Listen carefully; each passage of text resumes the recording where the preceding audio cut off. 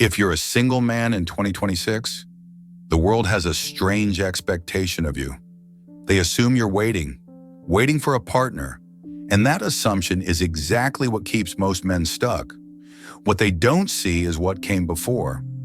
You tried to make it work and learned the hard limit of effort. So when they ask why you're alone, it's not curiosity, it's judgment. But here's the truth most men never hear. The moment you stop waiting, your life stops shrinking. That quiet isn't a wound, it's unused authority. This is not a video about bitterness, it's about self-respect. This is 9 moments for single men who are done explaining themselves, done performing pain, done negotiating their worth. So let me ask you this. If no one applauds your discipline, would you still choose it when no one is watching? If yes, you're in the right place. Name the illusion, reclaim the wheel.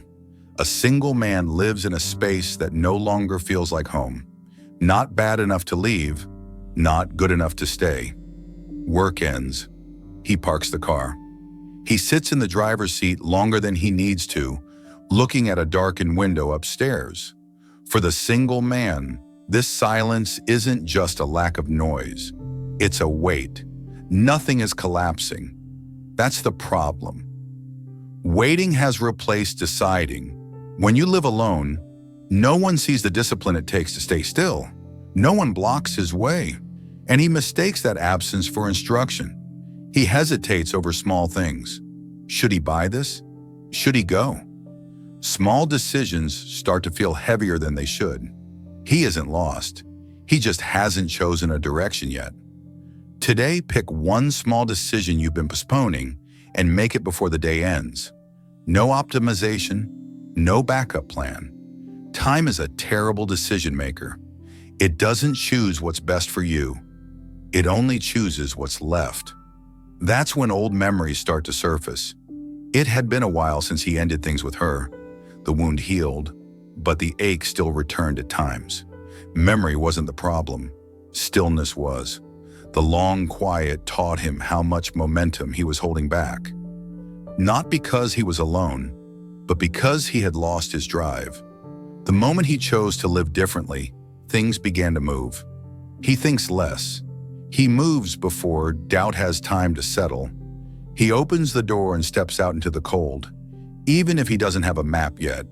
Most men wait until momentum is gone to finally decide. Reclaiming the wheel means moving while you still have the fuel to go somewhere. He turns the key. The headlights cut through the dark. He doesn't need to know the destination yet. He just needs to be the one driving. But there's another trap waiting. It's the reason most men fail the moment they finally move. We'll get to it in Chapter 3. Stop paying for attention with pain. There's a trade many men living alone make without realizing it. They trade pain for attention without realizing the cost. He did everything and noticed how little that position paid. At first, it draws a response. Heads nod. The moment feels acknowledged. Repeating pain turns it into a habit, not a solution. Your pain is real. The performance isn't. You're sitting at a table, mid-sentence, and you catch that look in their eyes. The one that says they've heard this before. Your words trail off. He stops mid-sentence. Pity registers as noise, not connection, and that kind of exchange lowers your position. Some wounds don't heal faster when they're exposed. They heal when they're protected. A covered cut closes. There's a difference between sharing and unloading. One draws people in. The other teaches them to step back. One day you don't bring it up. The table keeps talking. Robin laughed at the table, then went quiet for no clear reason. That's when the room kept moving without him. The table didn't pause. When you live alone, silence doesn't get explained for you. It just gets interpreted. He didn't try to take the floor back. He leaned into his chair and watched the rest of them talk. He stayed present, but withdrew his investment. But most men don't stop at silence. They learn to protect what's left. And that's when you find out that some things get lighter, the moment you stop trying to be received. For the single man, that is the day leverage returns. If this part felt familiar, tap-like. It helps this reach other men who don't talk about this out loud. When silence takes control, there's a moment every man remembers. Someone questions a choice you've already made. Why you walked away, why you stopped dating, why you chose to live alone. And your mouth opens, ready to explain. But something else happens instead. You stop. No one rushes you. And that's when you notice you're not behind. You let the moment settle without rushing to fill it. Justifying doesn't build respect. It asks for it. You stop mid-thought. You don't hand them the scissors. And who decided their lives were better anyway? When you feel pushed to explain, count to 3 internally and say nothing. A man who knows where he stands doesn't argue with the floor beneath his feet. Epictetus once said, "A good life doesn't need defending. It needs living." The pressure moves off you and lands where it belongs. They'll start talking just to fill what you're not saying. Sometimes even things they don't fully believe. Don't interrupt. That's usually when they say more than they can control. They start arguing with themselves. When they don't find it, they start revealing their own shadows. A friend once admitted he wished he had my freedom. That's when the reflection starts. The next time someone misunderstands you on purpose, not to learn, but to reduce you, try saying nothing. Some people will feel more unsettled by that than by any argument you could offer. Have you ever stayed silent when you were provoked? Or did part of you still want to be understood by someone who didn't matter? Stop needing to be understood. For a man standing alone, being misunderstood once felt like failure, like you didn't explain clearly enough. Over time, another truth settles in. Most people don't misunderstand you. They translate you through themselves. Let one misunderstanding stand this week. Don't correct it. Watch what changes. At dinner, someone asks when he plans to settle down. He takes a sip of water and lets the question pass. Marcus Aurelius reminded himself that opinions don't define reality, especially uninformed ones. That's when the shift happens. You stay where you are. Neo watched his own reflection in the phone screen while the other person kept talking. He didn't interrupt. He didn't try to find a better way to phrase it. He simply put the phone down. That was the moment relief arrived. Some endings don't need agreement. They need you to stop waiting. Distance isn't always a loss. Sometimes it's clarity doing its job. You stop calling back. You keep your pace. If distance grows, it's not a gap. It's a filter. Some men think being understood is love. Others learn that peace lasts longer. And peace doesn't require an audience. Build strength in solitude. Solitude isn't empty. It's enough for you to notice yourself again. At first, it feels unfamiliar. There's no one interrupting the way the day ends. For some men, that's relief. For others, it's the first time there's no one to lean on but themselves. After a long day, Eric sat on the edge of his bed, fully dressed. He looks at the calluses on his hands from that afternoon workout. They sting slightly. No one saw the work. That was the point. He didn't reach for the remote.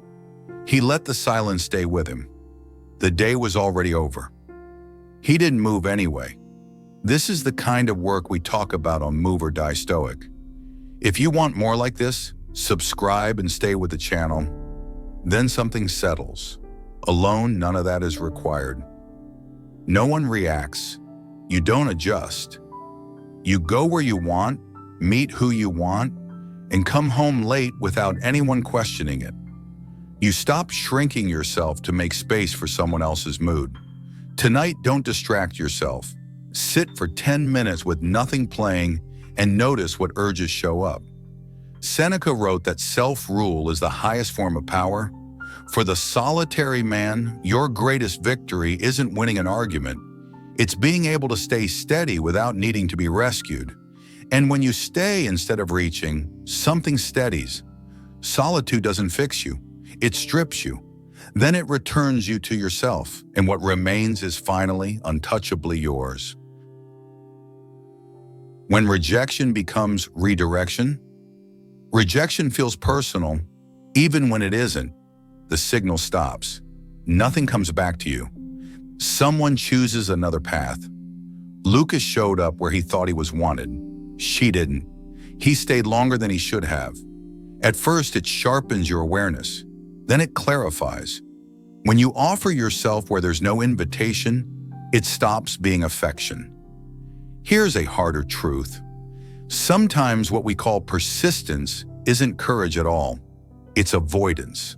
Avoidance of uncertainty. Avoidance of starting over.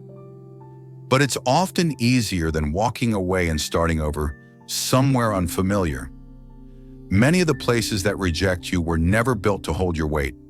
Marcus Aurelius wrote that obstacles don't block the path, they shape it. Rejection doesn't erase your value, it simply removes the wrong audience.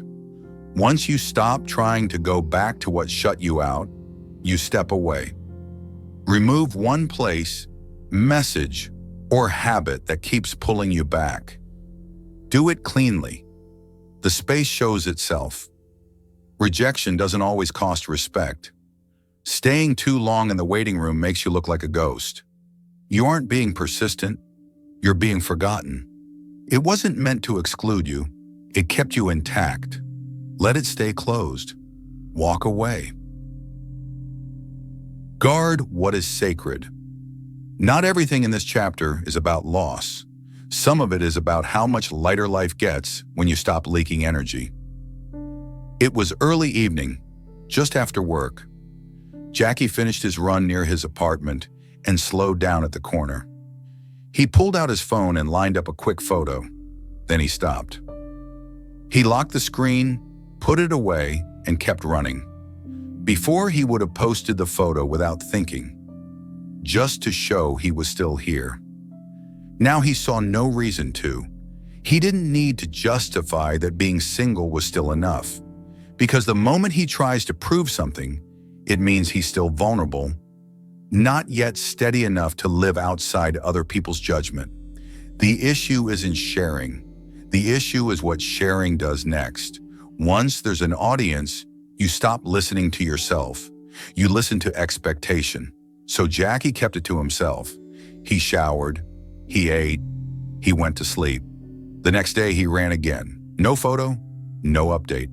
And because no one was watching, nothing had to be performed. That solves one problem, it exposes another.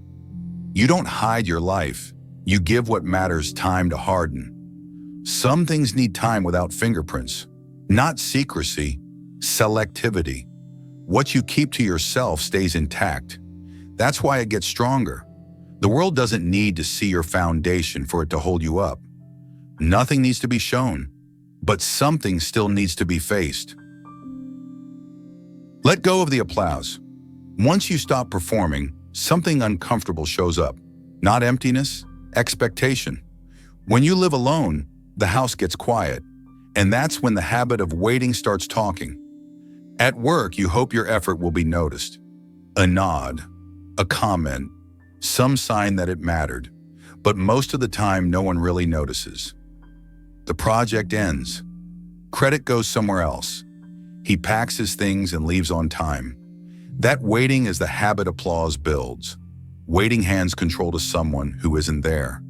If no one ever thanked you again, would you still do the work the same way? Applause feels good, but over time it replaces your own sense of satisfaction. You stop trusting the work itself and start measuring achievement by other people's approval. Sam helped a family member resolve a difficult situation. Afterward, they simply said 2 words, "Thank you." He felt a slight sense of disappointment. That night, he felt harder to sleep. When praise is absent, things start to feel uncomfortable. Once you notice it, something shifts. You learn to close the loop yourself. At the end of the day, name one thing you finished properly, then move on. And when applause is no longer required, quiet becomes confirmation. Nothing else is required. If this hits something personal, leave a comment with 1 word. And if you know someone who needs to hear this without being told, share it with them. Let the old self die so the new one can breathe. There is an old way you learn to survive. It kept things calm. It kept arguments small. It kept you acceptable. For a long time, that worked. Now it costs more than it gives back. Nothing was taken from you all at once. You noticed you were the only one still showing up. The first real change happens the day you do not smooth things over. You let a message sit. You do not rush to clarify. It feels strange at first. Like wearing a jacket you finally admit no longer fits. Letting it go is not dramatic. It is practical. Not because you became harder, because you stopped leaving your position. Some endings do not hurt. They straighten your back. The gate stays closed. You do not check it again. The old version does not collapse in one moment. It fades during an ordinary morning. Simon wakes up. He does not feel the pull to see who noticed him. He looks in the mirror and recognizes the man looking back. Nothing special happens. That is how he knows it worked. There comes a moment when you realize this. You can stand it without checking if it landed, without being acknowledged, without being confirmed. Your body feels heavier in a good way, harder to move. Things that used to hit you do not land the same, not because you build armor, because you stop stepping forward to absorb them. Once you feel that kind of freedom, it does not leave you. You do not forget how it feels to stand without borrowing value. What you are holding now cannot be purchased. It cannot be earned through performance. Keep it. Protect it. That is what people mean when they talk about having an empire. It is not noise. It is not dominance. It is being unmovable where it counts. That is not loneliness. That is authority you no longer explain. At some point, the noise fades, the expectations quiet, the urgency loosens, and what remains is simple. You standing where you stand, without apology, without performance. It was about becoming harder to pull out of your place. If something in you is ending, let it. If something in you is quieter now, it's because you stayed when you usually reach for distraction. Silence is unclaimed space. And in that space, you finally notice what you've been postponing. Not to prove anything. To live without checking whether your name was called. Carry this posture into the next ordinary moment. That's where it matters.